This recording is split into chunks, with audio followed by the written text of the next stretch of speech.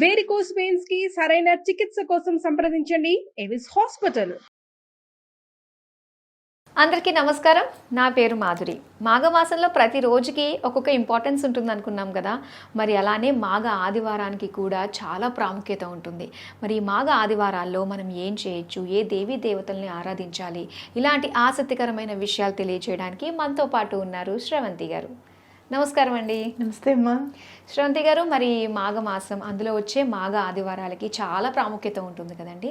అసలు ఈ మాఘ ఆదివారాల రోజు మనం ఏ విధంగా నడుచుకోవాలి, ఆ రోజు చేయాల్సిన విధి విధానాలు ఏంటి అన్నది తెలియజేస్తారా? తప్పకుండా చెప్తాను. అయితే మనం రథసప్తమి గురించి చెప్పుకున్నప్పుడు కనుక అసలు సూర్యుడిని మనం ఎందుకు ఆరాధించాలి, ఆయనకి ఎలా దండం పెట్టుకోవాలి అనేది మనం చూస్తూనే వచ్చాం, చెప్పుకున్నాం. అయితే ఆదివారానికి చాలా ఇంపార్టెన్స్ ఎప్పుడు కూడా, ఏ ఆదివారాలనే కాదు, ఏ ఆదివారం అయినా కూడా చాలా ఇంపార్టెన్స్ ఇవ్వాలి.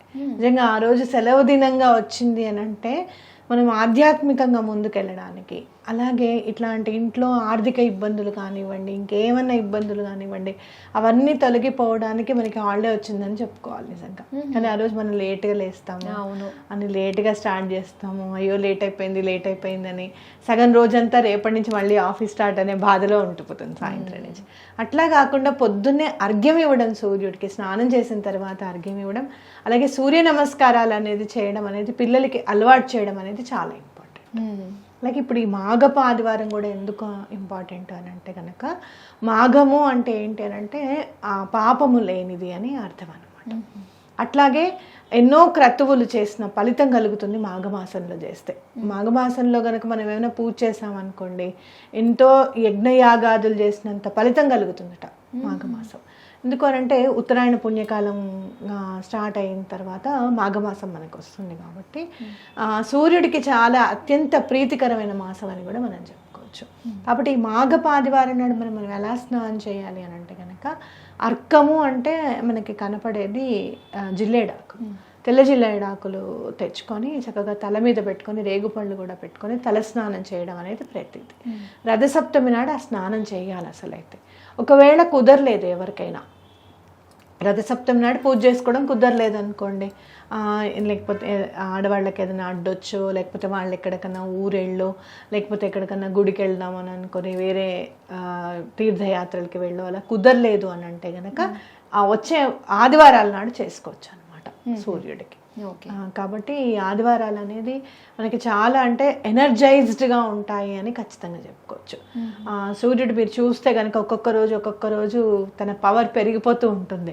అమ్మో ఎండొచ్చేసింది అనుకుంటూ ఉంటాను చేస్తారా.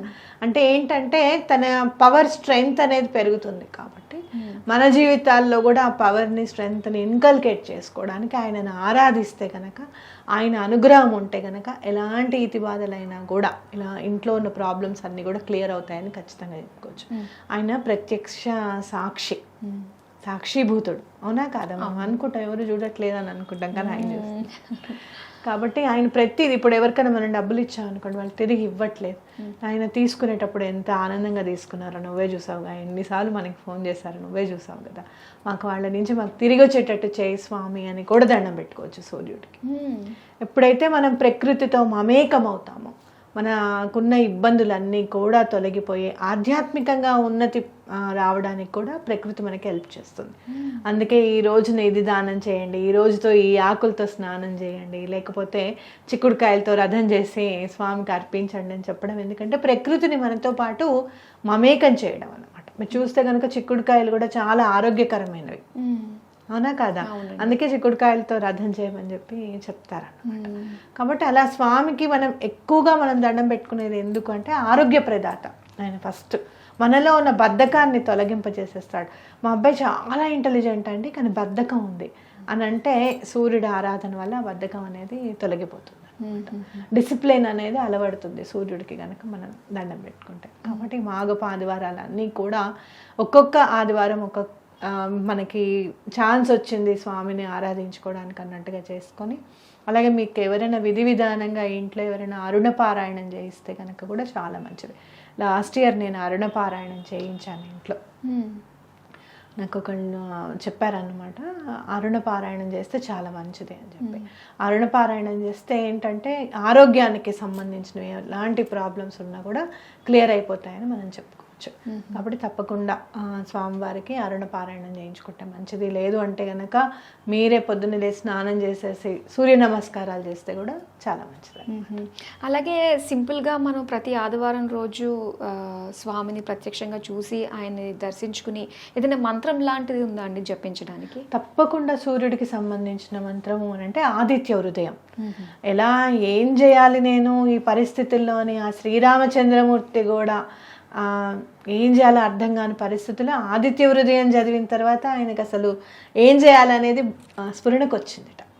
ఎందుకంటే చాలా కష్టంలో ఉన్నారు, యుద్ధం చేయడానికి ఉన్నారు, ఏం చేయాలి, యుద్ధం చేసే టైంలో ఎలా ఈ పరిస్థితి నుంచి మనం గట్టెక్కుతాము అని ఆలోచించినప్పుడు ఆయన స్ఫురణకి రాక కాదు, మన కోసం మానవాళి మీద అత్యంత ప్రేమ చూపించేది ఎవరు అంటే ముందు భగవంతుడు. పశుపక్షాదుల మీద ఆయన ప్రేమ ఎట్లయితే చూపిస్తాడో మానవాళి మీద అయితే ఇంకెక్కువ చూపిస్తాడు. ఆయనే మానవుడు కాబట్టి ఆయనే కష్టాలు పడి ఆయనే పూజలు చేసి ఆయనే స్తోత్రాలు చదివి ఇదిరా ఇది చేయండి, ఈ కర్మ పరిపక్వం అవుతుంది ఇది చేస్తే అని చెప్పి ఆయన చెప్తారు. కాబట్టి ఆదిత్య హృదయం చదివితే చాలా మంచిది. అలాగే మీరు సూర్యాష్టకం చదువుకున్నా చాలా మంచిది. లేదు అంటే ద్వాదశ సూర్యులు ఉన్నారు, వాళ్ళ పేర్లు తలుచుకున్నా కూడా చాలా మంచిది అనమాట. అలాగే ఆరోగ్య ప్రదాత అంటారు సూర్య భగవాన్ని. మరి ఆరోగ్యం కోసం ఆయన ఏ విధంగా కొలవాలంటారు మనం? అర్ఘ్యం ఇవ్వడం అనేది ఇంపార్టెంట్. ఆయన మండుతూ ఉంటాడు ఆయన ఎప్పుడు కూడా. అలాంటి ఆయనకి నీళ్ళు ఇచ్చారనుకోండి, మీరు ఎండలో వస్తారు, చల్లటి మంచినీళ్ళు ఇస్తే ఎట్లా ఉంటుంది, ఎంత హాయిగా ఉంటుంది కదా. అందులో మీరు చూస్తే కనుక పంచభూతాల్లో మళ్ళీ నీరు ఒకటి చాలా ఇంపార్టెంట్, అవునా కాదు? కాబట్టి నీరుని సమర్పిస్తే, అర్ఘ్యం సమర్పిస్తే చాలా ఇష్టం సూర్యుడికి. పొద్దునే లేచి స్నానం చేసేసిన వెంటనే మీరు రాగి చెంబులో అర్ఘ్యం ఇవ్వాలన్నమాట స్వామికి తీసుకొని. అప్పుడు ఆరోగ్యం తప్పకుండా చేకూరుతుంది. ఆ అర్ఘ్యం ఇస్తున్న సమయంలో ఏదన్నా ఉందా అండి మనకి మంత్రం? సూర్యుడికి దండం పెట్టుకోవడమే. ఎందుకనంటే కనుక మా మగవాళ్ళు ఎలా అయినా వచ్చిన తర్వాత మళ్ళీ గాయత్రి మంత్రం అది చేసుకుంటారు విధి విధానంగా. దండం పెట్టుకొని ద్వాదశాదిత్యుల పేర్లు చదువుకుంటూ దండం పెట్టుకొని అర్ఘ్యం. మౌనము అనేది ఎంత కాన్సన్ట్రేషన్ తీసుకొస్తుందంటే మంత్రం కంటే కూడా మౌనంగా ఉండి ఆయన మీద భక్తి ఇంపార్టెంట్. ఫస్ట్ మంత్రం చెప్పామనుకోండి, ఒక 2 రోజులు చదువుతారు, 3 రోజులు చదువుతారు, గుర్తు రావట్లేదు, సరే వదిలేసే, అదేదో నేర్చుకుని చేద్దాంలే ముందని అనుకుంటాం. అలా కాదు, ముందు మానసికంగా సంసిద్ధమై మనసుని అర్పించడం. ఏ పూజ అయినా కూడా ముందు మనసుని అర్పించాలి ఫస్ట్. ఈ పూజ చేసుకున్నామా, ఈ పువ్వు పెట్టామా లేదా, లేకపోతే అయ్యో ఇవి చాలా ఇంపార్టెంట్ అంటే అవి తెచ్చుకోలేదే, సరే రేపు చేసుకుందాం, ఇవి కాదు. ముందు మనసుతో స్వామిని ఆరాధించాలి. నీళ్ళు అర్పించడం స్టార్ట్ అవుతూ ఉంటే ఒక 10-15 రోజులు అయిన తర్వాత మంత్రం మీద ధ్యాస వస్తుంది. అని ద్వాదశ ఆదిత్యులు కదా, పేర్లు ఏంటని అనిపిస్తుంది. మళ్ళీ తర్వాత అసలు వీళ్ళకి గుళ్ళు ఉన్నాయా అనే ఆలోచన వస్తుంది. వచ్చిన వెంటనే కాశీలో ఉన్నాయి, కాశీలో ఈసారి వెళ్ళినప్పుడు అక్కడ తప్పకుండా ద్వాదశ ఆదిత్యుల్ని మనం చూడాలి అని అనిపిస్తుంది. ఎందుకనంటే కనుక కృష్ణుడి కొడుకుకి వస్తే ఆయనకి బాగా పాపం చేస్తాడనమాట. ఆ కర్మ ఫలితం తొలగాలంటే కూడా ద్వాదశ ఆదిత్యుల్ని ఆయన పూజించారన్నమాట ఇక్కడ కాశీలో. అంత కర్మ పరిపక్వం అవ్వడానికి కూడా సూర్య భగవాను ఆరాధిస్తే చాలా మంచిదని చెప్పుకోవచ్చు. ఓకేనండి, మాఘ ఆదివారాల గురించి అలాగే ప్రతి ఆదివారం కూడా మనం ఏం చేయాలి అన్న విషయాలు మాకు తెలియజేసినందుకు ధన్యవాదాలండి. చూశారు కదా, మాఘ ఆదివారాల గురించి ఎంతో ముఖ్యమైన విషయాలు మనం మాట్లాడుకున్నాం. అవి కేవలం మాట్లాడుకోవడానికే కాదు, వాటిని ఖచ్చితంగా ఆచరణలో పెట్టినట్లయితే కూడా మనకి మంచి ఆరోగ్య అష్టైశ్వర్యాలు సిద్ధిస్తాయి. మరి ఇది వాటి కార్యక్రమం. మరో కార్యక్రమంతో మళ్ళీ మీ ముందుకు వస్తాం. అంతవరకు సెలవు, నమస్తే.